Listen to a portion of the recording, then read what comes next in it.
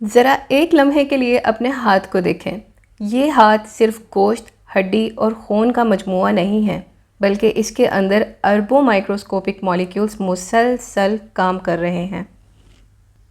और हैरत की बात यह है कि एक छोटा सा मॉलिक्यूल भी किसी सेल के काम करने के तरीके को बदल सकता है।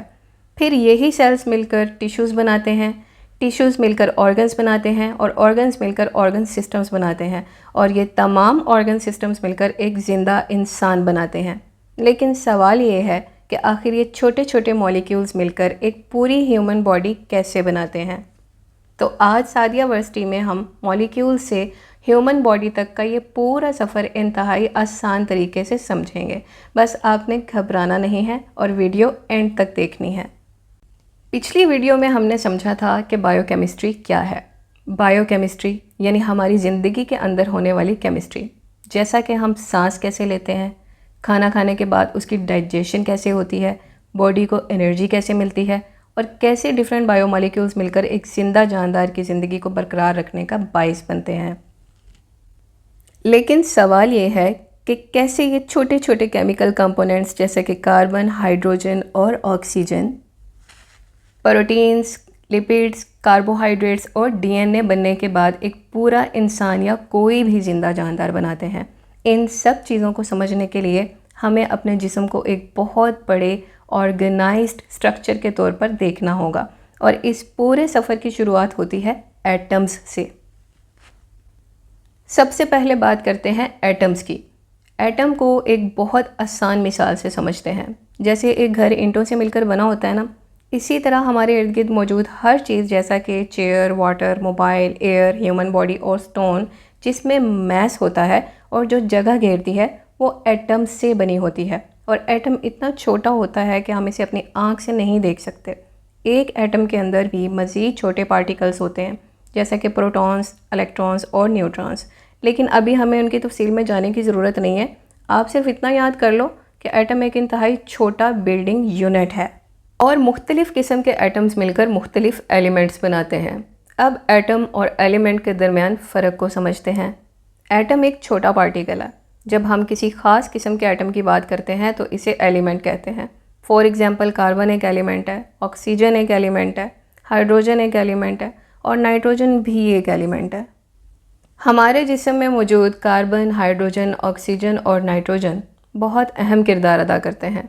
इसके अलावा phosphorus, sulphur, calcium, sodium, potassium, magnesium और आयरन भी जिस्म के मुख्तलिफ़ कामों के लिए ज़रूरी हैं। लेकिन अभी तक इंसान की फॉर्मेशन मुकम्मल नहीं है क्योंकि एटम्स अक्सर अकेले अकेले काम नहीं करते, क्योंकि इंसानों की तरह उनको भी नई दोस्तियां ट्राई करने का शौक़ होता है। तो जैसे दो एक जैसी नेचर वाले दो लोगों की अच्छी बॉन्डिंग होती है ना, इसी तरह एटम्स भी अपनी नेचर के हिसाब से आपस में बॉन्ड्स बनाते हैं और बस जब एटम्स जुड़ते हैं तो मॉलिक्यूल्स बनते हैं। और जब दो या दो से ज़्यादा एटम्स केमिकल बॉन्ड्स के ज़रिए आपस में जुड़ते हैं तो मॉलिक्यूल बनता है। मसलन दो हाइड्रोजन एटम्स और एक ऑक्सीजन एटम आपस में जुड़े तो H2O यानी वाटर बनता है। यानी पानी सिर्फ वो चीज़ नहीं जो हम ग्लास में देखते हैं। मॉलिक्यूलर लेवल पर देखा जाए तो पानी हाइड्रोजन और ऑक्सीजन एटम्स की एक ख़ास अरेंजमेंट है। इसी तरह हमारे जिस्म में glucose, amino acids, fatty acids और बेशुमार दूसरे मॉलिक्यूल्स मौजूद होते हैं। तो अब फ़र्क याद रखें, एटम एक बिल्डिंग यूनिट है और मॉलिक्यूल्स एटम्स के आपस में जुड़ने से बनने वाला एक स्ट्रक्चर है। लेकिन बायोकेमिस्ट्री के रेलेवेंस में एक और लफ्ज़ बहुत अहम है और वो है बायोमॉलिक्यूल। बायोमॉलिक्यूल को भी बहुत आसान अल्फाज में समझते हैं। बायो का मतलब है लाइफ, इसलिए बायोमॉलिक्यूल्स वो मॉलिक्यूल्स हैं जो ज़िंदा ऑर्गेनिज़म्स में मुख्तलिफ़ अहम काम अंजाम देते हैं। ये जिस्म में स्ट्रक्चर बनाने, एनर्जी हासिल करने, इंफॉर्मेशन महफूज रखने, सिग्नल्स भेजने और बहुत से दूसरे बायोलॉजिकल फंक्शंस में अहम किरदार अदा करते हैं। सो आप चार बड़े ग्रुप्स को याद रखें: carbohydrates, lipids, proteins and nucleic acids. Carbohydrates ये एनर्जी मेटाबॉलिज्म में अहम रोल प्ले करते हैं। लिपिड्स ये सेल मेम्ब्रेन्स बनाने, एनर्जी स्टोर करने और सिग्नलिंग में अहम होते हैं। प्रोटीन्स ये सिग्नलिंग, स्ट्रक्चर, ट्रांसपोर्ट और बहुत से दूसरे कामों में हिस्सा लेते हैं। न्यूक्लिक एसिड्स डीएनए और आरएनए इसी ग्रुप में आते हैं जो बायोलॉजिकल इंफॉर्मेशन के निज़ाम में बुनियादी किरदार रखते हैं। और यहाँ एक गलतफहमी भी दूर कर लें, प्रोटीन का मतलब सिर्फ मसल नहीं है। फ़ैट का मतलब सिर्फ बॉडी फ़ैट नहीं है और कार्बोहाइड्रेट का मतलब सिर्फ मीठी चीज़ नहीं है। ये बहुत बड़ी मॉलिक्यूलर कैटेगरीज़ हैं जिनके अंदर मुख्तलिफ़ किस्म के मॉलिक्यूल्स होते हैं और हर मॉलिक्यूल का अपना काम होता है। मसलन प्रोटीन ही की एक किस्म एंजाइम हो सकती है जो जिस्म में होने वाले केमिकल रिएक्शंस को स्पीड अप करती है। तो बायोमॉलिक्यूल्स जिस्म की मॉलिक्यूलर मशीनरी के अहम पार्ट्स हैं। अब एक छोटा सा सवाल, अगर हमारे जिस्म में हज़ारों किस्म के मॉलिक्यूल्स मौजूद हैं तो ये मॉलिक्यूल्स काम कहाँ करते हैं? इसका जवाब है सेल के अंदर। लेकिन सेल कोई खाली बॉक्स नहीं होता, इसके अंदर मुख्तलिफ स्पेशलाइज्ड स्ट्रक्चर्स मौजूद होते हैं जिन्हें हम ऑर्गेनेलीज़ कहते हैं। आप इन्हें सेल के अंदर मौजूद छोटे छोटे स्पेशलाइज्ड डिपार्टमेंट्स समझ सकते हैं। हर डिपार्टमेंट का अपना मखसूस काम होता है और अब देखते हैं कि ये ऑर्गेनेलीज़ क्या करते हैं। आप एक सेल को छोटी सी फैक्ट्री समझें। जिस तरह एक फैक्ट्री में मुख्तलिफ डिपार्टमेंट्स अपने अपने काम करते हैं ना, इसी तरह सेल के अंदर भी मुख्तलिफ ऑर्गेनेलीज़ मुख्तलिफ तरह के काम करते हैं। जैसे न्यूक्लियस है ना, इसमें ज़्यादातर जेनेटिक मटीरियल यानी डीएनए डीऑक्सीराइबोन्यूक्लिक एसिड मौजूद होता है और ये सेल की एक्टिविटीज़ को रेगुलेट करने में अहम रोल प्ले करता है। सिमिलरली माइटोकॉन्ड्रिया, ये सेल में एनर्जी मेटाबॉलिज्म के लिए बहुत इंपॉर्टेंट होते हैं। राइबोसोम्स, ये प्रोटीन बनाने वाली अहम मशीनरी हैं। Endoplasmic reticulum also known as ER, ये लिपिड्स और प्रोटीन्स बनाने और इनकी प्रोसेसिंग में मुख्तलिफ किरदार अदा करते हैं। यानी सेल के अंदर भी एक ख़ास ऑर्गेनाइजेशन मौजूद है। और अब हम पहुंच गए हैं सेल तक। सेल की बात की जाए तो ये ज़िंदगी की बुनियादी स्ट्रक्चरल और फंक्शनल यूनिट है। सेल को आमतौर पर ज़िंदगी की बुनियादी स्ट्रक्चरल और फंक्शनल यूनिट इसलिए कहा जाता है क्योंकि सेल ज़िंदगी का एक बुनियादी वर्किंग यूनिट है। सेल के अंदर मॉलिक्यूल्स मौजूद हैं। इन मॉलिक्यूल्स से डिफरेंट स्ट्रक्चर्स बनते हैं। इनके दरमियान केमिकल रिएक्शंस होते हैं, एनर्जी इस्तेमाल होती है और एक शक्ल से दूसरी शक्ल में तब्दील होती रहती है। जेनेटिक इन्फॉर्मेशन प्रोसेस होती है और सेल के मुख्तलिफ हिस्से एक दूसरे के साथ मुसलसल कम्युनिकेट करते हैं। यानी एक सेल अपने अंदर एक पूरी माइक्रोस्कोपिक वर्ल्ड रखता है। लेकिन एक इंसान सिर्फ एक सेल से नहीं बनता। हमारे जिस्म में मुख्तलिफ किस्म के सेल्स होते हैं और हर सेल का अपना मखसूस काम होता है। हमारे जिस्म के तमाम सेल्स एक जैसे नहीं होते। हर सेल अपने स्ट्रक्चर और फंक्शन के लिहाज से मुख्तलिफ हो सकता है। मसलन न्यूरॉन, ये सिग्नल्स को रिसीव करने और कम्युनिकेट करने के लिए स्पेशलाइज्ड होते हैं। मसल सेल्स, ये कॉन्ट्रैक्शन के ज़रिए मूवमेंट में मदद करते हैं। रेड ब्लड सेल्स, ये ऑक्सीजन को जिस्म के मुख्तलिफ हिस्सों तक पहुंचाने में अहम किरदार अदा करता है। अब सवाल ये है कि अगर मुख्तलिफ सेल्स मुख्तलिफ काम करते हैं तो इन्हें ये कैसे मालूम होता है कि इन्हें क्या काम करना है? इसमें सेल की जेनेटिक इन्फॉर्मेशन, प्रोटीन्स, सिग्नलिंग और मॉलिक्यूलर मशीनरी बहुत अहम किरदार अदा करती है। यानी मॉलिक्यूल्स जिस तरह काम करते हैं वो आखिरकार सेल के फंक्शन को शेप करते हैं और जब बहुत से सेल्स एक ख़ास तरीके से मिलकर काम करते हैं तो अगला लेवल बनता है। अब फ़र्ज़ करें कि बहुत सारे सेल एक दूसरे के साथ मिलकर और कोऑर्डिनेशन के साथ एक ख़ास काम कर रहे हैं तो हमें मिलता है टिश्यू। सादा अल्फाज में टिश्यू ऐसे सेल्स का वो ऑर्गेनाइज्ड ग्रुप है जो जिस्म में एक मखसूस काम के लिए मिलकर काम करता है। ह्यूमन बॉडी में 4 बुनियादी टिश्यू टाइप्स हैं: epithelial tissue, connective tissue, muscle tissue और नर्वस टिश्यू। एपिथेलियल टिश्यू जो होता है ये जिस्म की सतह और अंदरूनी हिस्सों की लाइनिंग में अहम रोल प्ले करता है। कनेक्टिव टिश्यू को देखा जाए तो ये जिस्म को सपोर्ट देने, मुख्तलिफ हिस्सों को जोड़ने और स्ट्रक्चर बरकरार रखने में मदद देता है। मसल टिश्यूज़ ये कॉन्ट्रैक्शन के ज़रिए मूवमेंट में हेल्प करता है और नर्व्स टिश्यू ये सिग्नल्स और कम्युनिकेशन के लिए अहम है। यानी सेल्स मिलकर टिश्यूज़ बनाते हैं लेकिन टिश्यूज़ भी आखिरी मंजिल नहीं है। जब मुख्तलिफ टिश्यूज़ एक ऑर्गेनाइज्ड स्ट्रक्चर में मिलकर एक ख़ास ओवरऑल फंक्शन सरंजाम देते हैं तो एक ऑर्गन बनता है। फॉर एग्ज़ाम्पल हार्ट को सिर्फ मसल कहना काफ़ी नहीं है। इसमें मुख्तलिफ़ किस्म के सेल्स और टिश्यूज़ मिलकर एक कोऑर्डिनेटेड तरीके से काम करते हैं। हार्ट के मसल सेल्स को कॉन्ट्रैक्शन के लिए ATP की ज़रूरत होती है। कैल्शियम सिग्नलिंग इस कॉन्ट्रैक्शन के अमल में अहम रोल प्ले करती है और मुख्तलिफ़ प्रोटीन्स इस पूरे अमल को मुमकिन बनाते हैं। तो अगर हम एक हार्ट बीट को मॉलिक्यूलर लेवल तक ले जाएं तो हमें आखिरकार बहुत से बायोकेमिकल इवेंट्स नज़र आएंगे जिन्हें हम बायोकेमिकल पाथवेज का नाम भी देते हैं। और यही बायोकेमिस्ट्री की खूबसूरती है। ऑर्गन हमें बड़ा और वाजिया नज़र आता है, लेकिन इसके काम के पीछे मॉलिक्यूलर लेवल पर बेशुमार प्रोसेसेस चल रहे होते हैं। इसी तरह मिसाल के तौर पे लंग्स को देख लें।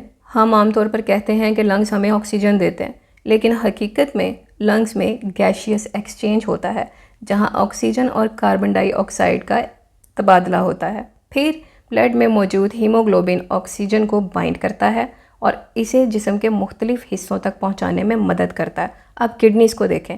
हम आम ज़बान में कहते हैं कि किडनीज़ खून को साफ़ करती हैं, लेकिन इसके पीछे फिल्ट्रेशन, ट्रांसपोर्ट, वाटर बैलेंस और इलेक्ट्रोलाइट्स को रेगुलेट करने जैसे बहुत से प्रोसेसेस काम कर रहे होते हैं। यानी किसी ऑर्गन का हर बड़ा फंक्शन सेल्स के अंदर होने वाले बहुत से छोटे मॉलिक्यूलर इवेंट्स का नतीजा होता है। अब ज़रा सोचें, क्या हार्ट अकेला पूरा जिस्म चला सकता है? बिल्कुल भी नहीं। हार्ट को ऑक्सीजन चाहिए। ऑक्सीजन लंग्स से आती है। न्यूट्रिएंट्स डाइजेस्टिव सिस्टम से हासिल होते हैं। ब्रेन और नर्वस सिस्टम जिस्म के मुख्तलिफ कामों में कोऑर्डिनेशन में मदद करते हैं। किडनीज़ पानी और इलेक्ट्रोलाइट्स का बैलेंस बरकरार रखने में अहम रोल प्ले करती हैं। हार्मोन्स मुख्तलिफ ऑर्गन्स के फंक्शंस को रेगुलेट करते हैं। यानी जिस्म का कोई बड़ा सिस्टम अकेला काम नहीं करता। मुख्तलिफ ऑर्गन्स एक दूसरे के साथ मुसलसल मिलकर काम करते हैं और इसी कोऑर्डिनेशन से मिलकर बनता है आपका ऑर्गन सिस्टम। अब हम इसे एक बहुत आम मिसाल से समझते हैं। आपने खाना खाया, सबसे पहले डाइजेस्टिव सिस्टम इस फूड को तोड़कर प्रोसेस करेगा। इससे हासिल होने वाले न्यूट्रिएंट्स जिस्म में अब्जॉर्ब होंगे। फिर ब्लड इन न्यूट्रिएंट्स को जिस्म के मुख्तलिफ हिस्सों तक पहुंचाएगा। सेल्स इन न्यूट्रिएंट्स को इस्तेमाल करेंगे। इनके मेटाबॉलिज्म से एनर्जी हासिल करने वाले पाथवेज काम करेंगे और एटीपी समेत मुख्तलिफ एनर्जी कैरिंग मॉलिक्यूल्स सेल के बहुत से कामों के लिए एनर्जी फ्राहम करने में मदद करेंगे। ये एनर्जी मसल्स की मूवमेंट से लेकर सेल्स के दूसरे ज़रूरी कामों तक बहुत से प्रोसेसेस को सपोर्ट करती है और इस पूरे अमल में मुख्तलिफ ऑर्गन सिस्टम्स एक दूसरे के साथ मुसलसल कनेक्टेड रहते हैं। यही कोऑर्डिनेशन ज़िंदगी को चलाने में मदद देती है। चलें अब हम पूरी जर्नी को एक बार बहुत आसान अल्फाज में देखते हैं। एटम्स ये बहुत छोटे बिल्डिंग यूनिट्स हैं और ये एटम्स आपस में मिलकर मॉलिक्यूल्स बनाते हैं। ये वो मॉलिक्यूल्स हैं जो लिविंग सिस्टम में अहम काम अंजाम देते हैं और इन मॉलिक्यूल्स को हम बायोमॉलिक्यूल्स का नाम देते हैं। ऑर्गेनेलीज ये सेल के अंदर मौजूद स्पेशलाइज्ड स्ट्रक्चर्स हैं। सेल्स ये ज़िंदगी के बुनियादी ऑर्गेनाइज्ड वर्किंग यूनिट्स हैं। टिश्यूज़ ये ऐसे सेल्स के मुनज़्ज़म ग्रुप्स हैं जो मिलकर मखसूस काम करते हैं। ऑर्गन्स ये मुख्तलिफ टिश्यूज़ से बने स्पेशलाइज्ड स्ट्रक्चर्स हैं और ऑर्गन सिस्टम्स ये ऐसे ऑर्गन्स का मजमूआ है जो मिलकर जिस्म का कोई भी बड़ा काम अंजाम देते हैं। और आखिर में ह्यूमन बॉडी यानी हमारा जिस्म एक ही लेवल पर नहीं बना, ये ऑर्गेनाइजेशन के कई मुख्तलिफ लेवल्स से मिलकर बना हुआ। तो फिर असल बायोकेमिस्ट्री कहाँ है? यहाँ हमें हमारे सवाल का जवाब मिलता है। बायोकेमिस्ट्री जो है ना, ये सिर्फ मॉलिक्यूल्स को नाम जो है आप इसके याद कर लें वो चीज़ नहीं है। बायोकेमिस्ट्री बेसिकली हमें ये समझने में हेल्प आउट करती है कि मॉलिक्यूल्स कैसे एक दूसरे के साथ इंटरेक्ट करते हैं, केमिकल्स रिएक्शन कैसे होते हैं, सेल्स कैसे काम करते हैं और ये छोटे छोटे मॉलिक्यूलर इवेंट्स आखिरकार टिश्यूज़, ऑर्गन्स और पूरी बॉडी के फंक्शंस में कैसे कंट्रीब्यूट करते हैं। यानी बायोकेमिस्ट्री हमारी ज़िंदगी को इसके सबसे छोटे फंक्शनल लेवल से समझने में मदद देती है। मॉलिक्यूल्स से शुरू करें और पूरे जिस्म तक पहुंच जाएं तो आपको ऑटोमेटिकली सारी चीज़ें समझ आ जाएंगी। अब मैं कहती हूँ कि आप दोबारा अपने हाथ को देखें। पहले शायद आपको सिर्फ एक हाथ नज़र आ रहा था, लेकिन अब आप जानते हैं कि इस हाथ के अंदर सेल्स मौजूद हैं। इन सेल्स के अंदर ऑर्गेनेलीज हैं और इन ऑर्गेनेलीज के अंदर प्रोटीन, लिपिड, न्यूक्लिक एसिड और कार्बोहाइड्रेट्स और दूसरे डिफरेंट मॉलिक्यूल्स मिलकर अपना अपना काम कर रहे हैं। इन मॉलिक्यूल्स के दरमियान मुसलसल केमिकल रिएक्शंस हो रहे हैं। सेल्स मिलकर टिश्यूज़ बनाते हैं और यही टिश्यूज़ जिस्म के मुख्तलिफ स्ट्रक्चर्स को काम करने में मदद देते हैं। यानी आपका जिस्म सिर्फ ऑर्गन्स का मजमुआ नहीं है, बल्कि ये एक इंतहाई ऑर्गेनाइज्ड मॉलिक्यूलर वर्ल्ड है। और शायद बायोकेमिस्ट्री की सबसे खूबसूरत बात भी यही है। एक मॉलिक्यूल इतना छोटा हो सकता है कि हम इसे अपनी आंख से देख भी नहीं सकते, लेकिन इस मॉलिक्यूल का किसी दूसरे मॉलिक्यूल के साथ इंटरेक्शन एक सेल के फंक्शन को बदल सकता है। सेल्स के फंक्शंस टिश्यूज़ को मुतासिर करते हैं, टिश्यूज़ ऑर्गन्स के फंक्शंस में हिस्सा लेते हैं और ऑर्गन्स पूरे जिस्म के फंक्शंस में अहम रोल प्ले करते हैं। यानी एक छोटी सी मॉलिक्यूलर एक्टिविटी भी बड़े बायोलॉजिकल आउटकम का हिस्सा बन सकती है और बनती है, और यही वो कनेक्शन है जिसे बायोकेमिस्ट्री हमें समझने में मदद देती है, यानी छोटी चीज़ से बड़ी ज़िंदगी तक। अब आपकी बारी। अगर आपको अपने जिस्म के सिर्फ एक ऑर्गन को मॉलिक्यूलर लेवल पर समझने का मौका मिले तो आप किस ऑर्गन को चूज़ करेंगे? ब्रेन, हार्ट, किडनी, लंग्स या कोई और? कमेंट में सिर्फ ऑर्गन का नाम लिखिएगा। और अगर आप चाहते हैं कि अगली वीडियो में मैं आपके मुंतखब किए हुए ऑर्गन को पूरी जर्नी इंतहाई आसान अल्फाज में एक्सप्लेन करूं तो कमेंट ज़रूर करें। और अगर आपको ऐसी साइंस पसंद है जो मुश्किल टर्म्स सिर्फ याद नहीं करवाती बल्कि इन्हें वाकई समझाती है तो सादिया वर्सिटी को सब्सक्राइब कर लें। और अगर वीडियो पसंद आया है तो चैनल को लाइक, सब्सक्राइब और वीडियो को शेयर ज़रूर करना। मिलते हैं अगले वीडियो में। Till then take care. अल्लाह हाफिज़।